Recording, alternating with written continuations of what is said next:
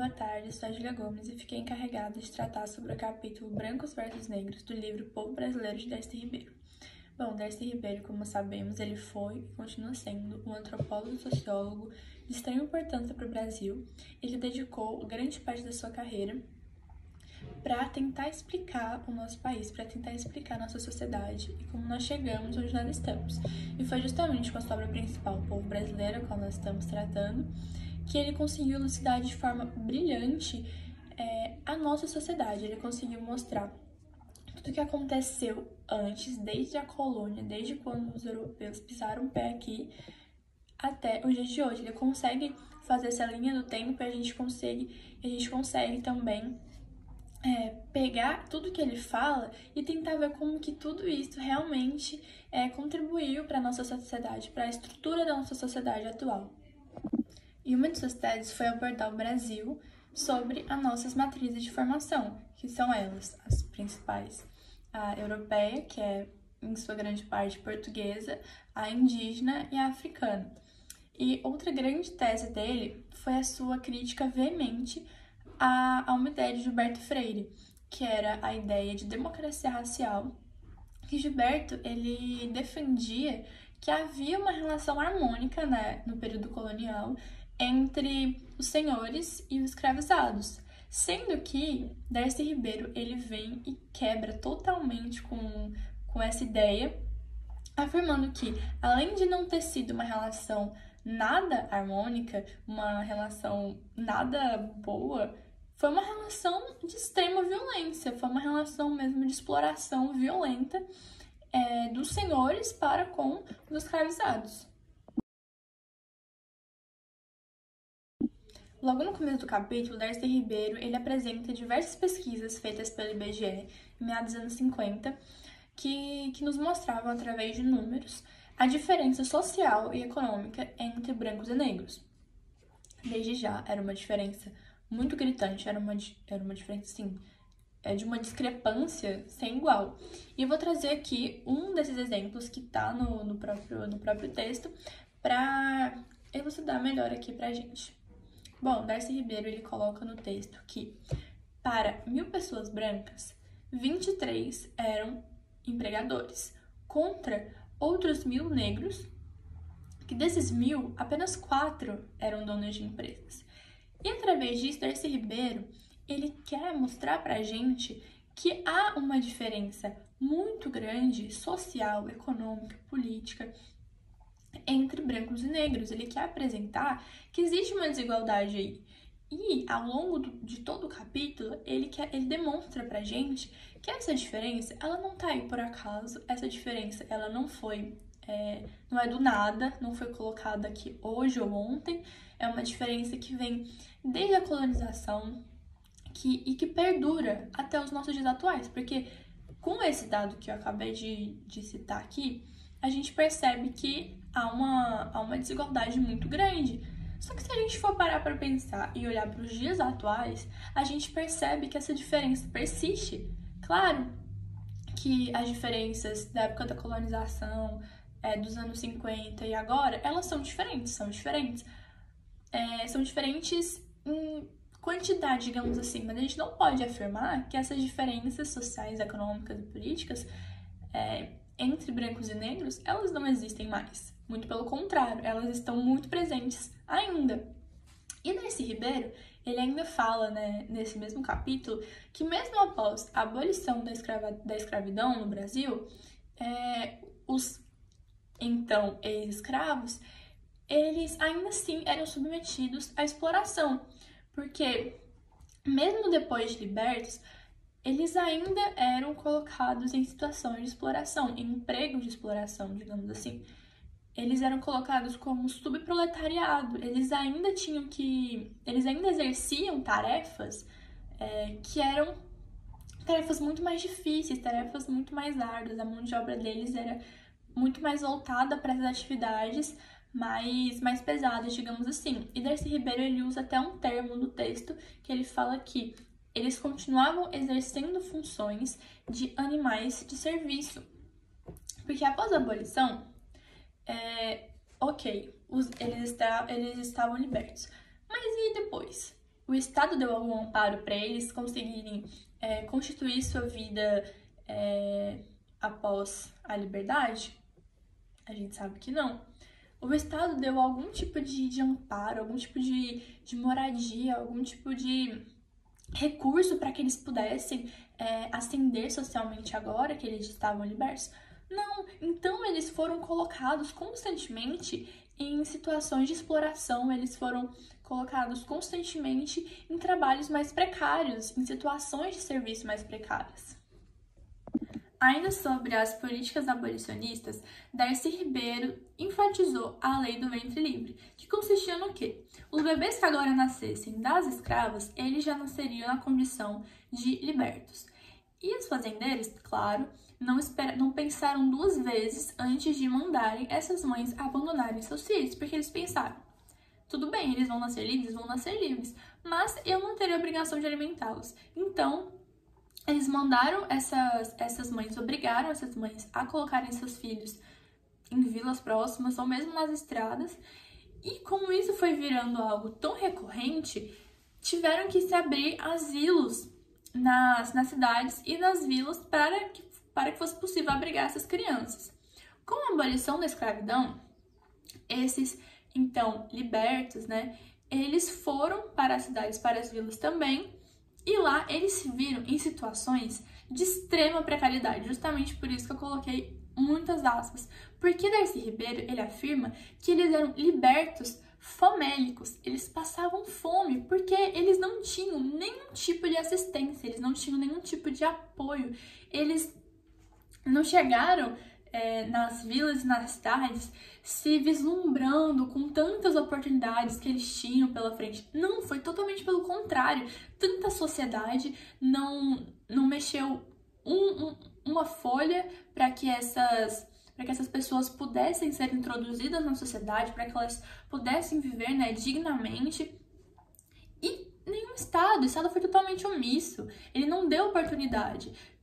Era praticamente como se essas pessoas não existissem para eles. Eles tampavam seus olhos e simplesmente não agiam em função dessas pessoas, procurando, né, dar uma qualidade de vida, fazer com que essas pessoas pudessem se ascender socialmente, né, pudessem trabalhar, pudessem entrar no mercado de trabalho. Nem isso elas poderiam fazer.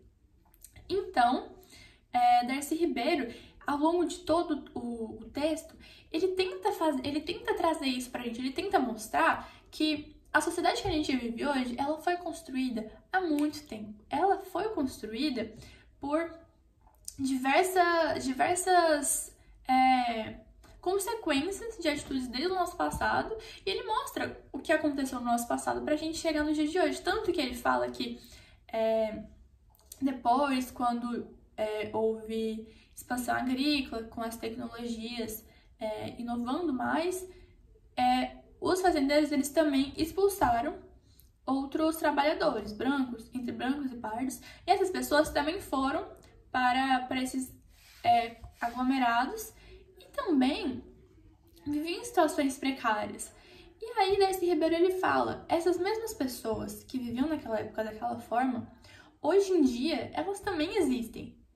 As pessoas que a gente vê hoje à margem da sociedade no sentido de que elas não são assistidas como deveriam ser assistidas.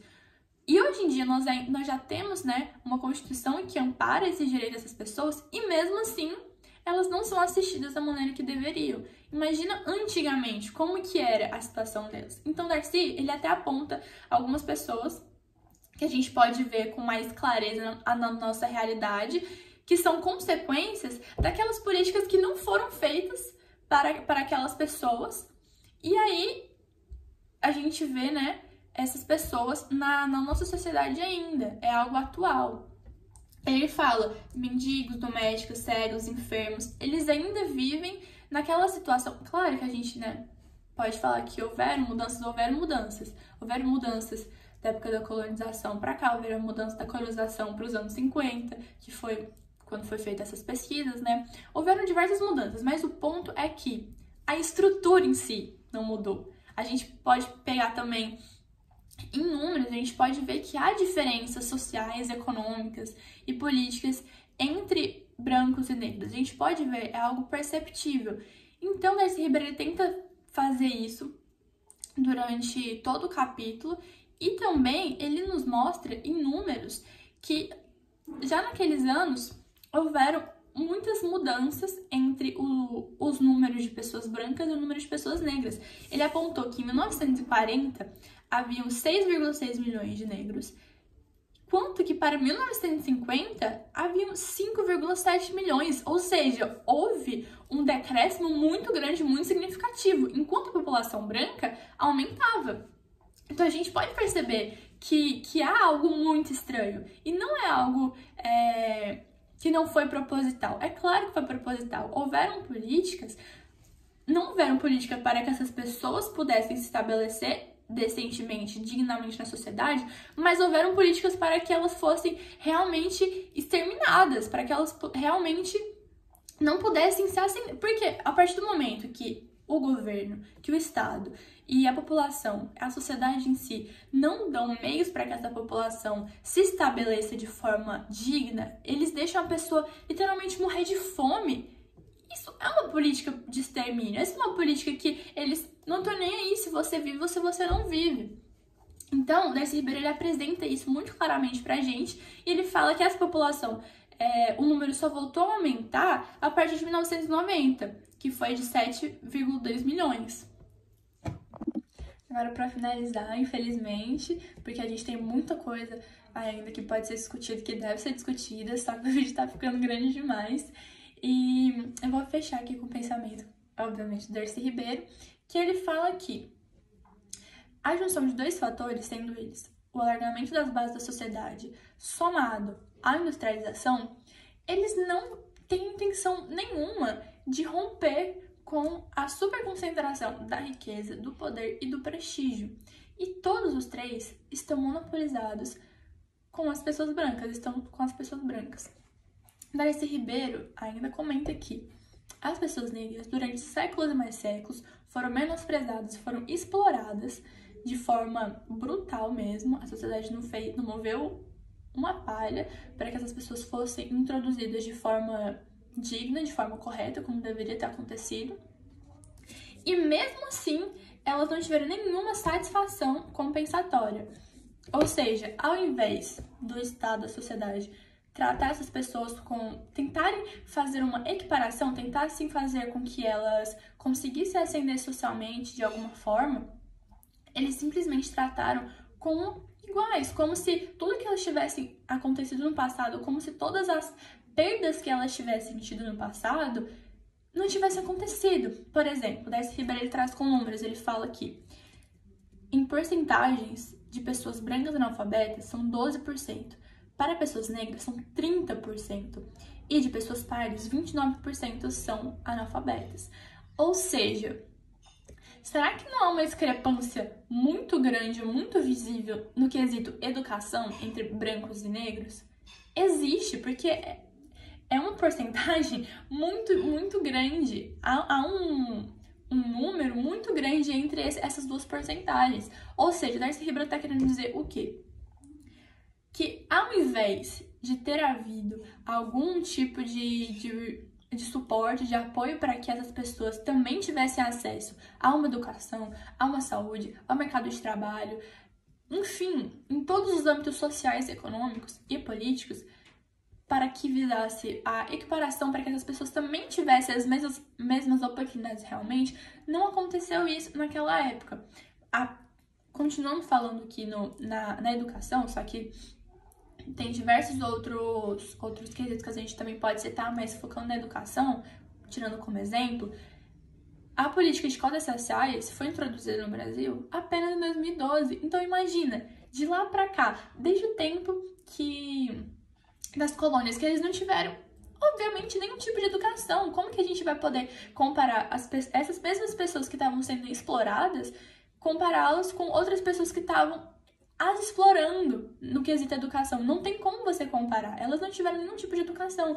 Então, para essas pessoas se restabelecerem na sociedade, elas precisariam de algum tipo de política mesmo que visasse essa reparação, essa satisfação compensatória. E como consequência dessa escassez de oportunidades e de amparo para com essas pessoas, Darcy Ribeiro afirma que o analfabetismo, como eu já comentei, a criminalidade e a mortalidade têm taxas maiores, têm um percentual maior na população negra, justamente porque a nossa sociedade em si falhou em colocar na prática essa democracia racial que tanto prega, que na verdade eles nem cumpriram na prática a integração do negro na condição de cidadão indiferenciado dos demais. Então, Darcy Ribeiro também coloca uma frase de Florestan Fernandes no seu livro, que eu achei muito interessante, que é a seguinte: enquanto não alcançarmos esse objetivo, não teremos uma democracia racial e tampouco uma democracia. E é com essa frase que eu achei brilhante, eu termino o vídeo e muito obrigada.